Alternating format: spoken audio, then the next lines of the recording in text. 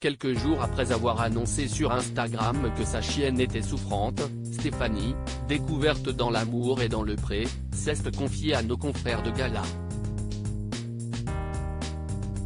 FR sur cette triste situation. Si est-il lors de la saison 8 de L'amour est dans le pré que les téléspectateurs de M6 ont découvert Stéphanie et Didier. Ce dernier était un agriculteur à la recherche de l'amour en 2013. Grâce à l'émission, il avait croisé la route de Stéphanie. Et depuis, impossible pour eux de se séparer. Quelques années plus tard, ils accueillaient leur premier enfant ensemble, un petit garçon qui se prénomme Esteban. Puis, comme un bonheur ne vient jamais seul, Didier avait choisi d'officiellement adopter le premier enfant de sa compagne, Kylian. Et pour rendre cette histoire encore plus belle, ils ont décidé de se marier en 2022. Stéphanie et Didier, l'amour est dans le pré, face à de gros soucis de santé, mais voilà, la vie fait que parfois des complications apportent des zones d'ombre à ce bonheur.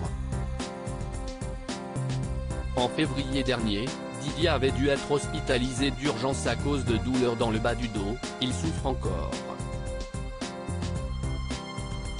Il a un calcul qui, on espère, devrait partir tout seul, sinon il y aura hospitalisation, avait confié sa femme quelques heures plus tard. Depuis, l'agriculteur va mieux, comme elle le confie à nos confrères de Gala. Toutefois, ce n'est pas le seul problème qu'il rencontre ces derniers temps. Fin mai, Stéphanie a publié une photo de sa chienne, touchée par un grave problème de santé. Le diagnostic est tombé pour toi Mabroula, tumeur maligne. On ne fait pas de chimio. Pour le moment, tu manges, tu cours. Si est ça ma triste vie, souffrir et voir partir les gens et les animaux que j'aime, avait-elle confié le cœur très lourd. La chienne de Stéphanie ne va pas mieux. Dans cette interview accordée à nos confrères, Stéphanie en profite pour donner des nouvelles malheureusement peu rassurantes concernant son bouvier bernois.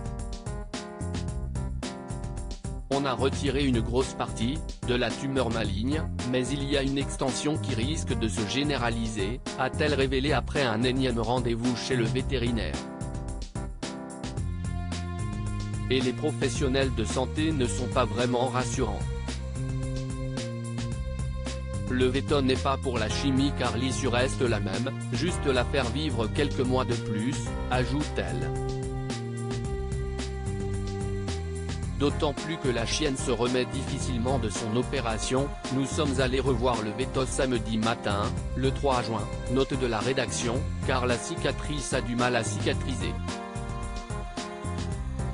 Nous lui mettons une pommade afin que la cicatrice se referme. Désormais, il ne lui reste plus qu'à prendre soin d'elle et à la surveiller.